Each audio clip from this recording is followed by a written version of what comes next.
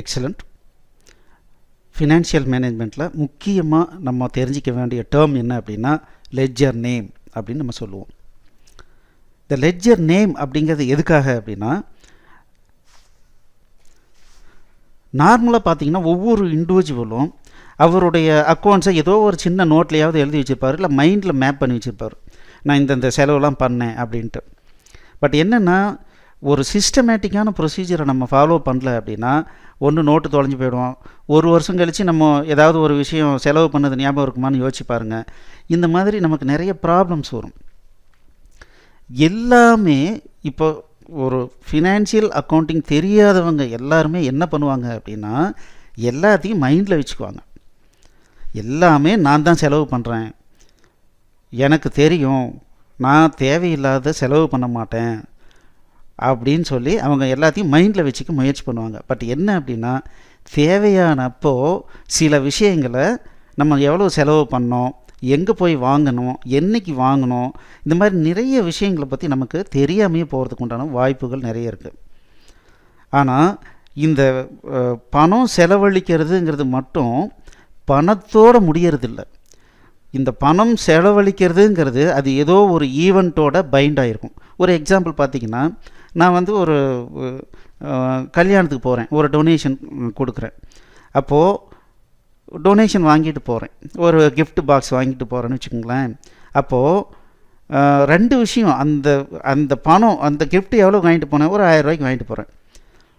இந்த 1000 ரூபாய் இந்த தேதியில் நான் செலவு பண்ணேங்கிறது பணம் மட்டும் அல்ல, அது இந்த கல்யாணத்துக்கு போனேன், அங்கே இவங்களையெல்லாம் நான் பார்த்தேன் அப்படிங்கிற நிறைய விஷயங்கள் அதில் இருக்குது. அதனால் ஃபினான்ஷியல் மேனேஜ்மெண்ட் அப்படிங்கிறது என்ன பண்ணுதுன்னா, நமக்கு முதல்ல என்னத்துக்காக நம்ம செலவு பண்ணோன்றது மட்டும் இல்லை, அந்த ஈவெண்ட்டை ரீகால் பண்ணுறதுக்கும் ரொம்பவே உதவுது. அந்த மாதிரி உதவும் போது தான் நம்மளுடைய லைஃப்பில் நிறைய கரெக்ஷன் பண்ணிக்க முடியும். இது எப்படின்னா, ஆரம்ப காலத்தில் ஃப்ளைட்டை உருவாக்குனாங்க இல்லைங்களா, அப்போ பார்த்திங்கன்னா நிறைய ஆக்சிடெண்ட் ஆகும்.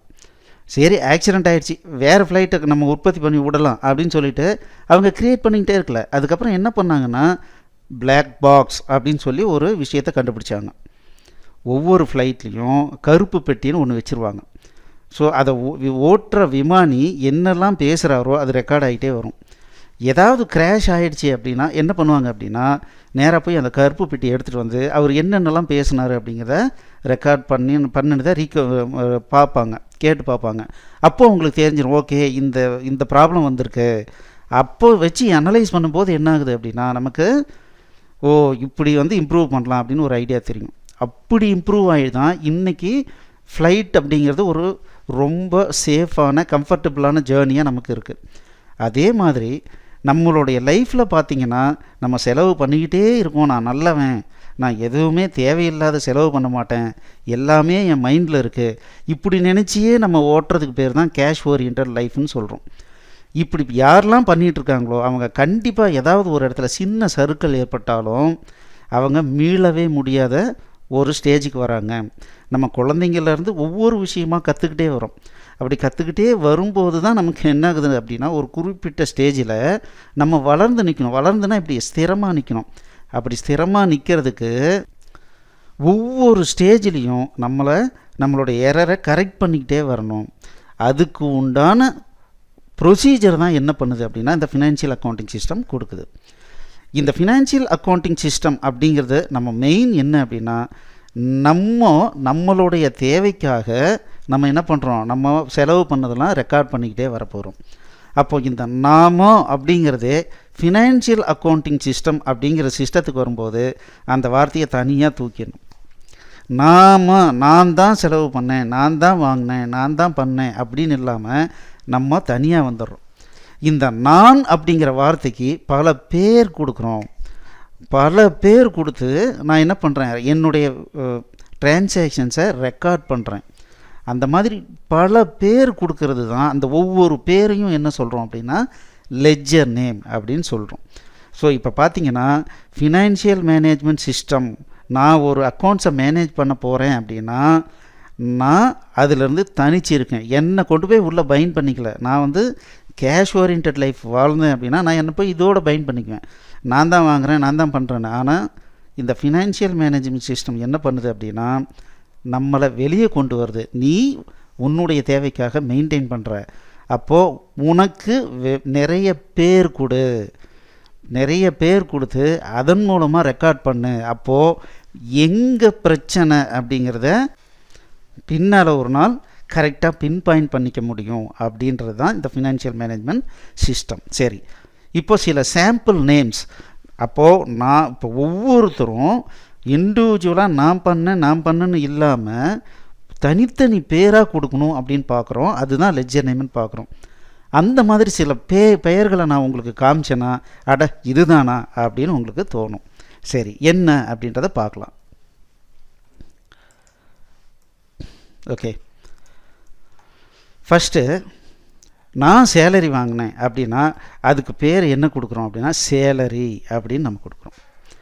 நம்ம என்ன சொல்கிறோம், சேலரி அப்படின்னு கொடுக்குறோம். இங்கே என்னுடைய பேரை போடுறதுக்கு பதிலாக சேலரிங்கிற பேரை நான் சப்ஸ்டிடியூட் பண்ணுறேன். ஓகே, அடுத்தது பார்த்திங்கன்னா நான் டெய்லி வந்து ஆஃபீஸ்லேருந்து வந்தவொன்னே ஒரு 4-5 பேருக்கு டியூஷன் எடுக்கிறேன்.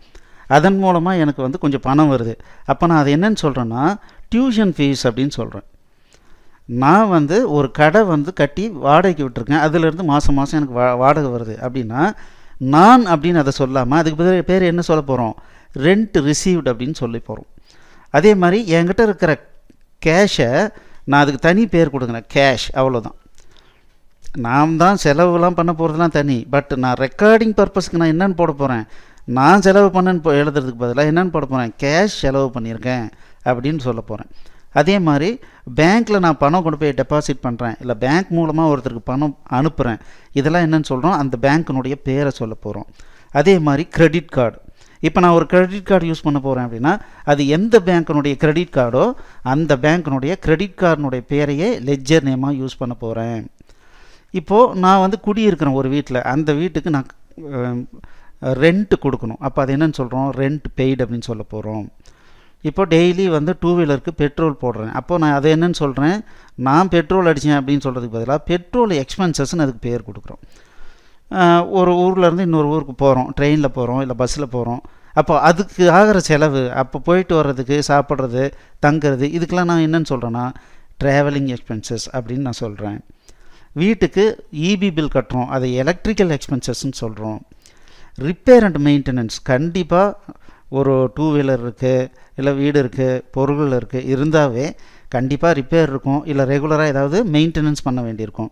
அப்போ அதுக்கு என்ன பேர் கொடுக்குறேன், ரிப்பேர் அண்ட் மெயின்டெனன்ஸ்னு பேர் கொடுக்குறேன்.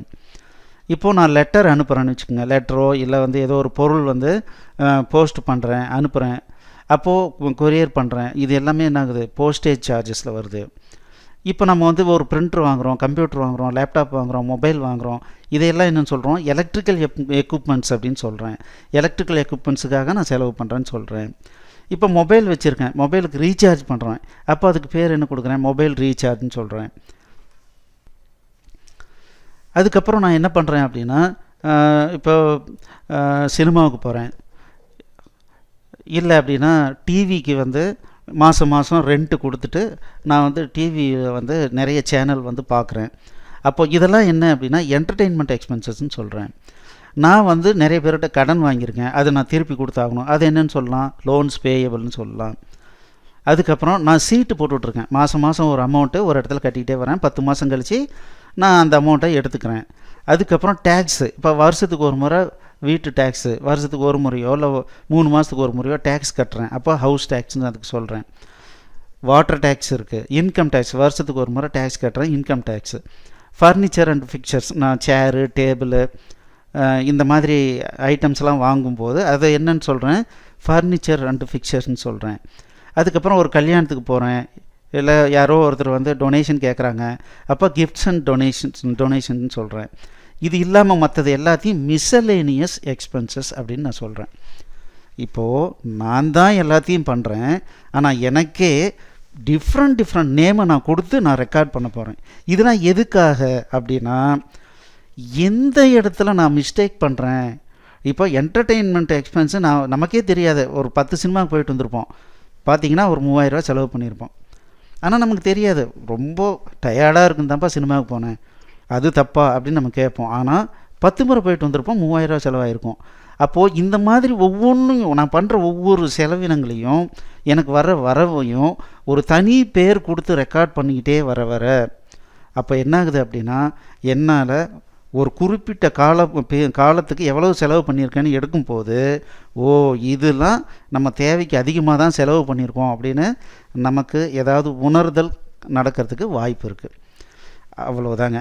இதுதான் லெட்ஜர் நேம். இப்போது இவ்வளோ நேரம் நீங்கள் கற்றுக்கிட்டது என்ன அப்படின்னா, லெட்ஜர் நேம் அப்படிங்கிற ஒரு டேர்மை கற்றுக்கிட்டீங்க.